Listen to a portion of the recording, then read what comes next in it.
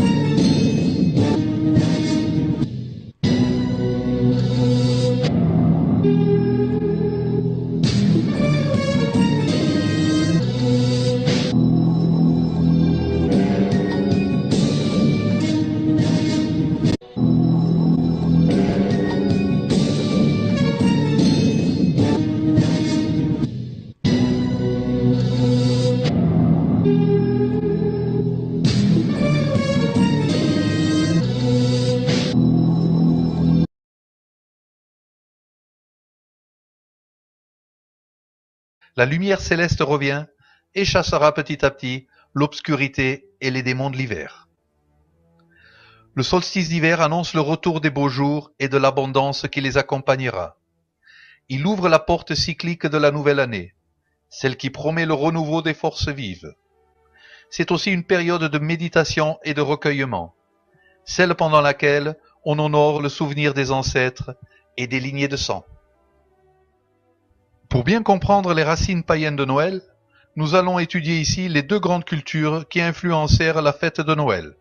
Celle de la tradition germano-nordique d'abord, et ensuite celle de la tradition romaine. Ce furent les deux composantes principales de notre Noël tel que nous le célébrons encore de nos jours. Une véritable coalition de l'Axe avant l'heure.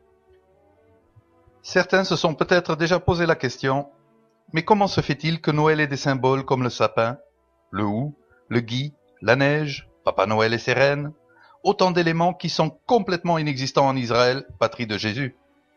Car point de sapin dans le désert proche-oriental. Et la réponse est claire et évidente. C'est que ce Noël-là est d'origine nordique et non judéo-chrétienne. Commençons pour cet aspect nordique par voir la figure bien connue du Père Noël. Il se dit de nos jours que le Père Noël aurait été inventé par Coca-Cola. Or, ceci n'est pas exact. Le seul apport de cette marque fut la couleur rouge. Car en effet, la figure du Père Noël est largement antérieure au XXe siècle et à Coca-Cola. La légende du Père Noël remonterait en fait à la fin du Moyen-Âge, époque à laquelle la couleur de ses habits était verte et non rouge. Ceci dit, les deux couleurs sont au niveau symbolique totalement justes.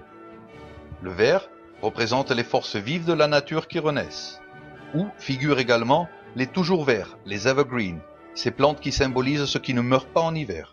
C'est la vie qui perdure au-delà de la mort cyclique. Cette figure mythique du Père Noël se confond traditionnellement avec celle de Santa Claus, que l'on célèbre le 6 décembre, date qui ouvre la période solsticiale. Mais ce Père Noël est lui-même antérieur au Moyen-Âge, puisque ses origines remontent à l'époque païenne, au dieu germano-nordique Wotan Odin. Tout comme le Père Noël, le dieu Wotan Odin se présente comme un vieux sage, avec barbe blanche, qui distribue ses bienfaits pour le solstice d'hiver. La meilleure preuve est un des noms du dieu, celui de Jölnir, nom qui se traduit par celui de Noël, le père de Noël. On est vraiment très proche du terme de Papa Noël. Ce nom relie clairement le dieu à la fête du solstice d'hiver. Dans les pays nordiques, la fête de Noël a conservé son nom païen originel, qui est celui de Yule, et chez les anglo-saxons, Yule. Son nom vient du norrois Jöl, et signifierait la roue. Il s'agit ici bien sûr de la roue du temps, la roue solaire qui symbolise les cycles naturels, et dont l'axe vertical indique les solstices, ce moment magique de la renaissance des forces lumineuses. Dans la tradition nordique, Noël était associé au Ragnarök, à cet épisode mythologique pendant lequel les forces divines de l'ordre s'affrontent aux forces primitives du chaos. Pendant le Ragnarök, les forces divines meurent puis renaissent, tout comme le soleil meurt puis renaît après le solstice. Le dieu Balder est ici la figure divine clé, qui nous renvoie au solstice d'hiver, car il est le dieu de la lumière céleste, celui qui fut tué par une flèche de Guy, par son frère aveugle, puis qui revient du monde des morts. Là encore, nous avons tout le symbolisme du solstice d'hiver, avec la mort et la renaissance du soleil, le frère aveugle Höder symbolisant ici l'obscurité des forces du chaos et de l'automne. Pour les païens germano-nordiques, Noël était également le moment des 12 nuits sacrées. 12 nuits pendant lesquelles on se souvenait de l'année écoulée, un moment de recueillement donc. On dit que pour chaque nuit, on commémorait un mois en particulier. La veille de Noël, on célébrait la Modranit, la nuit des mères. Des offrandes étaient alors faites aux 3 matronae nordiques, qui ne sont autres que la triple déesse, figure liée à la grande déesse, la terre-mère. La grande déesse portant avec elle l'enfant soleil est elle aussi une image qui fut récupérée et altérée par le christianisme avec leur Vierge et l'enfant Jésus. Après la nuit des mères venait le Juleblot, le sacrifice de Yule. Pour Noël, on sacrifiait traditionnellement un cochon que l'on mangeait ensuite durant un grand festin. Le cochon est lié symboliquement au principe de richesse, abondance et fécondité, éléments que l'on se souhaitait pour l'avenir. Contrairement au délire malsain des juifs et des musulmans, le cochon représente pour les païens européens un animal sacré, que l'on sacrifiait pour les grandes occasions. Lors de ce Yule-Blot, le sacrifice de Noël, on utilisait une formule rituelle pour se souhaiter paix et prospérité. La formule, qui est en rune sur le haut de l'image, était la suivante. Til ars og fridar, pour une bonne année et pour la paix.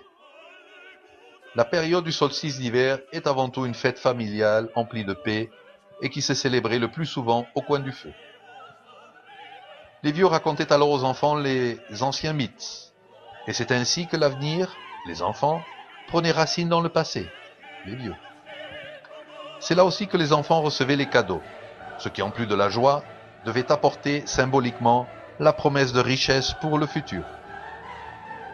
On comptait par exemple les mythes liés à Yggdrasil, l'arbre cosmique qui relie les 9 mondes entre eux, celui auquel s'était pendu le dieu Odin pour acquérir la connaissance. Un arbre qui ne meurt jamais et qui figure la promesse de la vie qui perdure au travers de l'hiver.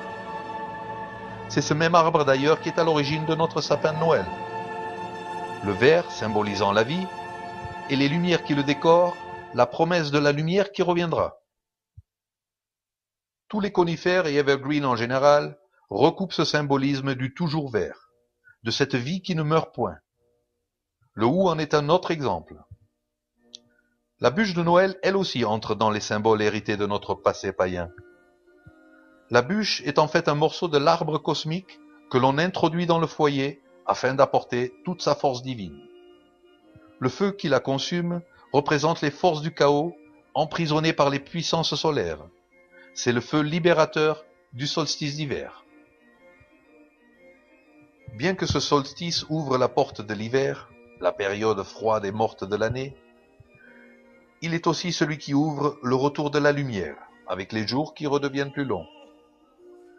Le symbole même du flocon de neige rappelle de manière étrange le graphisme d'une rune liée construite à partir de rune Aldis, la rune de la protection. De plus, la rune Issa, la rune de la glace, est tout logiquement celle qui couvre cette période solsticiale. Mais c'est aussi l'époque marquée par la rune Hiera, la rune de la transition cyclique, promettant une bonne année pleine d'abondance et de richesse. Dans les pays scandinaves existe aussi la tradition du Julebok, le bouc de Noël. Ce bouc est symbole de fertilité lié au dieu germano-nordique Donar Thor, dont le char est tiré par 2 boucs. Il est coutume de faire des boucs en paille tressée et de les suspendre dans l'arbre de Noël. Bien, après avoir vu ainsi les grandes lignes de l'héritage germano-nordique, partie pour laquelle il y aurait beaucoup plus à raconter, nous allons voir à présent la partie romaine, qui a, elle aussi, très grandement influencé notre Noël moderne. Les Romains célébraient la période solsticiale au cours de festivités qui s'étendaient du 17 au 25 décembre, lors d'une fête principale connue comme les Saturnales, Saturnalia en latin, qui ont donc un lien direct avec Saturne, le dieu de l'âge d'or, celui des origines, ce qui nous met en relation avec la conception des cycles.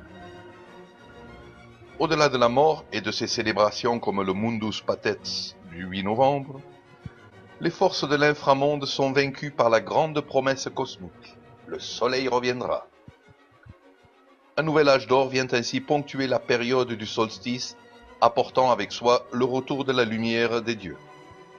Le 9 janvier marque la fin de toute cette période avec la fête de Janus, le dieu bicéphale.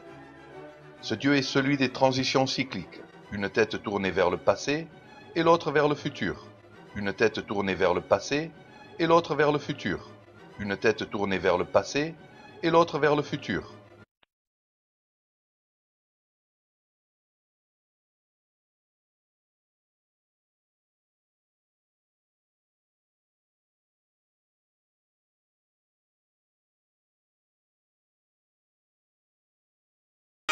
Une tête tournée vers le passé et l'autre vers le futur. La clé qu'il porte est celle qui ouvre les portes de l'année. Il donna son nom d'ailleurs au mois de janvier, Janus Januarius. Le premier jour des Saturnales, le 17 décembre, avait lieu un sacrifice de nourriture et de boissons en l'honneur du dieu Saturne, ainsi qu'un grand banquet public. Les écoles et les administrations étaient fermées, aucune campagne militaire n'était entreprise, les armes se taisaient et on ne procédait à aucun jugement. C'était un jour de repos pour tout le monde et de paix. Les rites publics du 17 décembre étaient suivis les 18 et 19 par des rites privés. Ces rites domestiques se tenaient dans les foyers.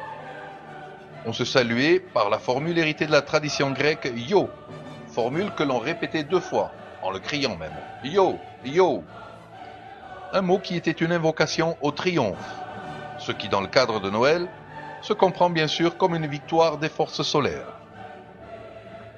On sacrifiait aux dieux tutélaires, ainsi qu'aux pénates, les esprits protecteurs du foyer. Il était coutume de sacrifier un cochon comme symbole de fertilité et de richesse. De grands banquets se tenaient alors pendant lesquels on buvait et mangeait à foison. Pendant ces 2 jours, toute hiérarchie était supprimée.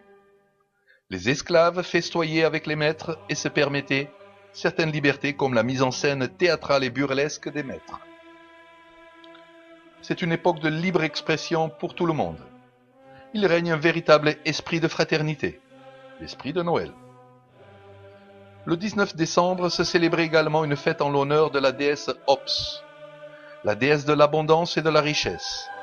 Cette divinité donna d'ailleurs son nom au mot moderne opulence. C'est aussi la période pendant laquelle se célébrait la coutume du roi des Saturnales.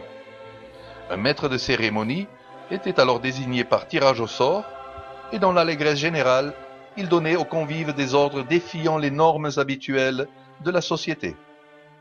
Ces ordres, basés sur la dérision, étaient du genre « chante tout nu » ou encore « jetez-le dans l'eau froide », tout nu de préférence. Cette atmosphère de dérision, tout comme celle du chaos institutionnel des esclaves et de leurs maîtres, avait pour fonction de faire revivre le chaos cosmique qui précède le solstice d'hiver. Ce sont les derniers soubresauts des forces obscures de l'automne. Le 21 décembre se tenait la fête de Divalia, en l'honneur de la déesse Angerona, celle qui libérait des peines et des souffrances. On lui faisait des offrandes pour obtenir joie et plaisir. Elle permettait de donner la force nécessaire pour affronter la nouvelle période cyclique. Dans la conception indo-européenne, elle est la déesse qui redonne le souffle vital aux divinités uraniennes, afin de vaincre le chaos de l'inframonde. La statue la représentait avec un doigt sur la bouche, comme pour imposer le silence. Chut. C'est le silence qui doit accompagner les forces solaires pendant et après la Renaissance, chose que l'on retrouve dans la tradition germano-nordique avec Vidar, le dieu silencieux qui vient après le Ragnarok. Le 23 décembre était le jour de Sigillaria, le jour des cadeaux. C'était un acte religieux plein de joie et d'allégresse, loin des excès modernes de notre société de consommation. Le cadeau était un sacrifice pour l'autre, un échange basé sur le don mutuel, tissant ainsi des liens d'amour, d'amitié ou de sang. Tout comme la rune germano-nordique Gebo, tout ceci repose sur le principe « il faut donner pour recevoir ». Les cadeaux étaient de nature très diverse. Les enfants recevaient en général des jouets. Ils étaient accompagnés de quelques mots ou encore d'un poème. Et enfin, le 25 décembre, se célébrait le Dies Natalis Solis Invicti, la naissance du soleil invaincu. Le nom même de la fête explique tout le sens de cette période magique dédiée aux forces solaires. On rendait culte à l'astre roi, au soleil, qui renaissait alors comme l'enfant soleil. Dans la dernière phase païenne de l'ancienne Rome, est venu se greffer sur le culte du soleil invaincu, le culte du dieu solaire Mitra. On allumait dans les foyers des bougies dont les flammes symbolisaient le retour du soleil et de son feu vital. La lumière, jusque-là emprisonnée, va enfin se libérer pour revenir dans toute sa gloire. Ainsi, à la lumière de tous ces détails des traditions païennes liées au Noël solsticial, il ressort de manière claire et évidente que Noël n'est à l'origine en rien une fête chrétienne. En tant que païens, nous ne célébrons pas la naissance du Nazaréen, mais nos anciennes divinités solaires, comme le soleil invaincu, Hélios, Suna, Apollon, Balder, Bélénos et Abélio. Noël n'est à l'origine en rien une fête chrétienne. Pour cela, nous pouvons clamer les deux formules païennes du solstice d'hiver, la romaine et la germano-nordique. Io Saturnalia et Tilars Haugfridar. Noël n'est à l'origine en rien une fête chrétienne.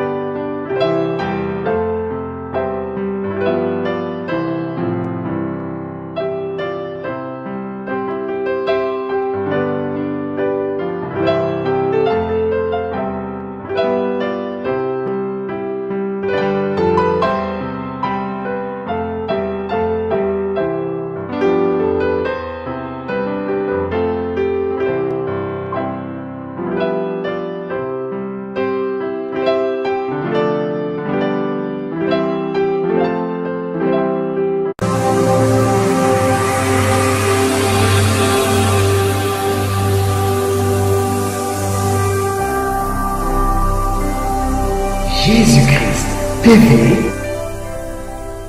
vous connaîtrez la vérité et la vérité vous affranchira.